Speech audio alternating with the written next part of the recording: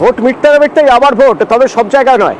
4টি বিধানসভা কেন্দ্রে উপনির্বাচন হবে 10ই জুলাই। আরো বিস্তারিত জানবো, আমার সঙ্গে সরাসরি রয়েছেন প্রতিনিধি সম্রাট।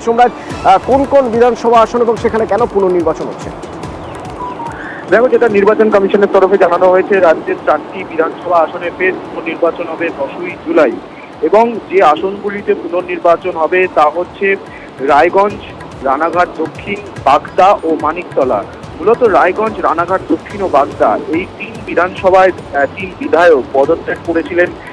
রায়গঞ্জে কৃষ্ণ কল্যাণী পদত্যাগ করেছেন, রানাঘাট দক্ষিণে মুকুটমণি অধিকারী পদত্যাগ করেছেন, বাগদায় বিশ্বজিৎ দাস পদত্যাগ করেছেন এবং মানিকতলায় সাধন পাণ্ডে মারা গেছেন।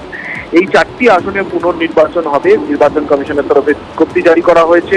10ই জুলাই হবে ভোট গ্রহণ, 13ই জুলাই হবে গণনা এবং এই নির্বাচনের জন্য বিজ্ঞপ্তি জারি হবে আগামী 14ই জুন। ধন্যবাদ। কসবায় শূন্যে গুলি ছোড়া হলো, বোমাবাজি করা হলো, অভিযোগ উঠছে গোষ্ঠীদ্বন্দ্বের। ঠিক কি হয়েছিল অন দ্য স্পট থেকে আমার প্রতিনিধি থাকবেন, জানাবেন, এবং যাদের যাদের বিরুদ্ধে অভিযোগ উঠছে তারাই কি বলছে জানাবেন।